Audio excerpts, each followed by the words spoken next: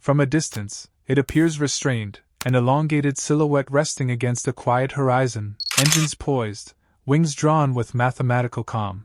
But step inside and you begin to understand that this aircraft was never meant to impress the eye. It was designed to protect the mind. The leaders who board it do not seek spectacle at altitude. They seek clarity. And clarity, at 45,000 feet, is engineered. The transition begins the moment the cabin door seals with a muted compression of air, separating the exterior world of wind and machinery from an interior shaped around stillness.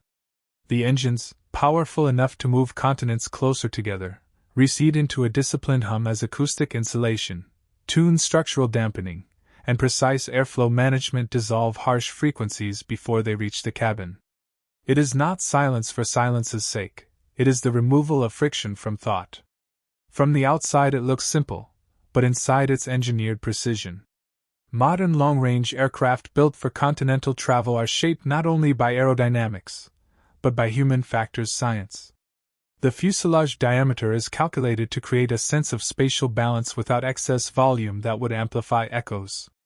The curvature of the ceiling panels diffuses sound rather than reflecting it. Even the flooring layers are structured to absorb vibration before it rises into the seating structure. What feels calm is, in truth, carefully layered engineering. As the aircraft climbs through thinner air, the cabin pressure adjusts with subtle intelligence.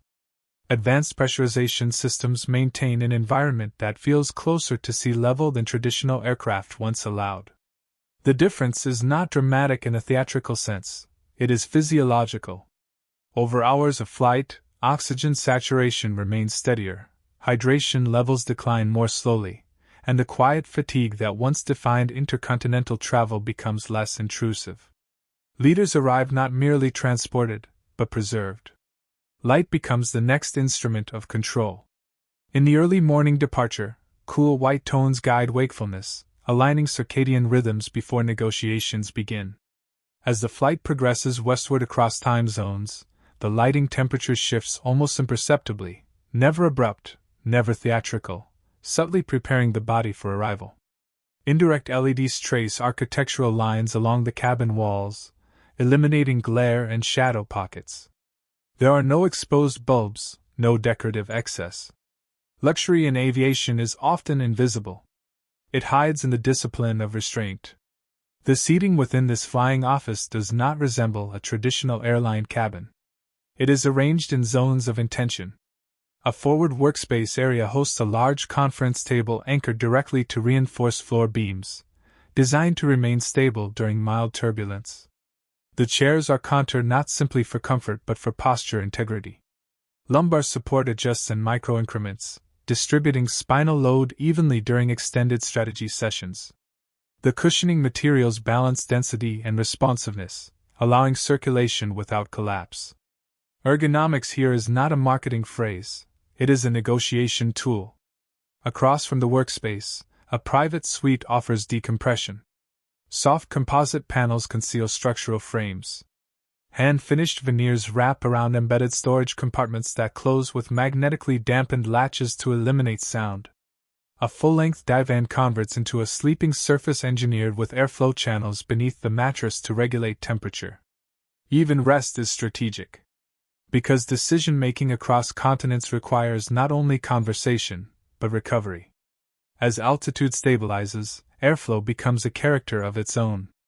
Modern environmental control systems circulate air more frequently than older generations of aircraft, filtering particulates and maintaining humidity at levels once thought impractical at high altitude. The result is subtle but profound. Skin does not dry as quickly, eyes feel less strained, and the throat remains comfortable after hours of dialogue. The cabin atmosphere avoids the brittle dryness that once defined long flights. Comfort is engineered, not accidental. The galley, positioned with intention rather than convenience, operates as a quiet culinary studio. Meals are prepared with consideration for altitude's effect on taste perception. Seasoning balances are recalibrated. Textures are chosen to maintain integrity despite pressure differences. Service rhythm is deliberate, never intrusive, never rushed. Plates arrive without the clatter of cutlery because drawers are lined with acoustic padding. glassware rests in vibration-isolated racks. The pace of service aligns with meeting intervals, allowing conversation to flow uninterrupted. The best cabins are the ones that remove distraction. Windows, larger than those found on traditional aircraft, frame the curvature of the Earth without overwhelming the interior mood. Electrochromic dimming adjusts transparency without mechanical shades. At sunrise, the horizon glows in gradients of amber and pale blue, casting a natural warmth that complements interior lighting. At sunset, the sky deepens into cobalt while the cabin transitions to a softer spectrum, preparing occupants for night arrival. These transitions are choreographed by algorithms that interpret flight path, time zone changes, and remaining duration. Leadership at altitude requires an environment that anticipates rather than reacts. Beneath the polished surfaces lies a structural narrative. Advanced composite airframes reduce weight while increasing stiffness, lowering vibration transfer into the cabin. Windlets sculpt airflow to reduce drag and cabin noise.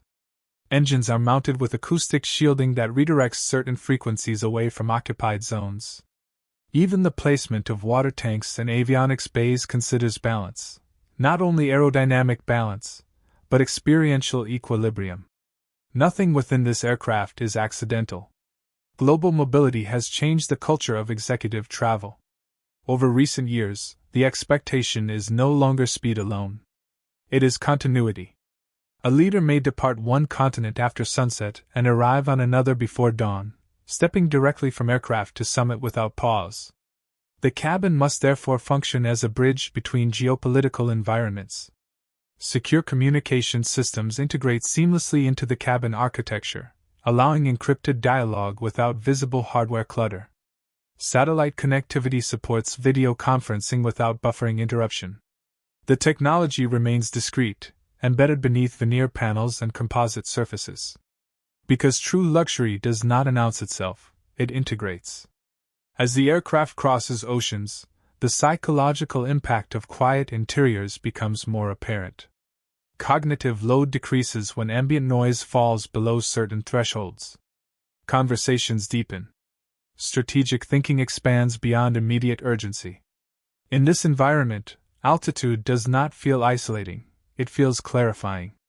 The hum of engines becomes a distant reminder of motion rather than a demand for attention.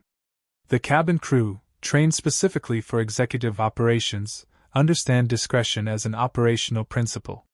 Their presence is measured. Their movements are efficient and nearly silent. They anticipate hydration needs, adjust lighting in response to shifting cabin dynamics, and maintain spatial order without drawing focus. Service here is not performance, it is support. From the outside, observers might see only polished metal and swept wings. They might assume this is simply another aircraft scaled for privilege. But the distinction lies within the layers of thought embedded in every panel seam and lighting strip. It lies in the mathematics of airflow, the calibration of seat recline angles, the precise mapping of cabin acoustics. It lies in the understanding that leadership requires energy conservation as much as speed. As night settles over the Atlantic or Pacific, the cabin transforms again. Overhead lights dim into a constellation-like pattern, preserving night vision while maintaining navigational awareness. Window panels darken to a translucent charcoal, allowing silhouettes of stars without glare. The sleeping suite isolates ambient sound further through localized noise attenuation, creating a microenvironment within the broader cabin. The aircraft continues forward, engine steady, navigation systems guiding through invisible corridors of air traffic. Inside, thought continues unbroken. This is the evolution of executive aviation, not excess, but refinement. A flying office built for continental leaders does not shout its presence. It does not rely on ornamentation. Its luxury is structural. Its comfort is scientific. Its silence is intentional. When dawn arrives over a new continent, lighting shifts gently toward clarity. Coffee aromas circulate without overpowering. Briefing materials are arranged precisely where they were left. The aircraft descends through layers of cloud with a smooth recalibration of cabin pressure that avoids the abrupt sensation once associated with landing. Tires meet runway with restrained force. Reverse thrust engages with controlled deceleration. And as the cabin door opens, leaders step out not drained, but composed. Because the journey did not extract from them. It preserved them. In an era where time zones compress and global decisions accelerate, the aircraft becomes more than transportation. It becomes a sanctuary of focus suspended above geography. The philosophy remains constant: comfort is engineered, not accidental. Luxury is quiet. The best flights are the ones you barely notice. And if you value the subtle mechanics behind extraordinary journeys, consider subscribing to Comfort Class.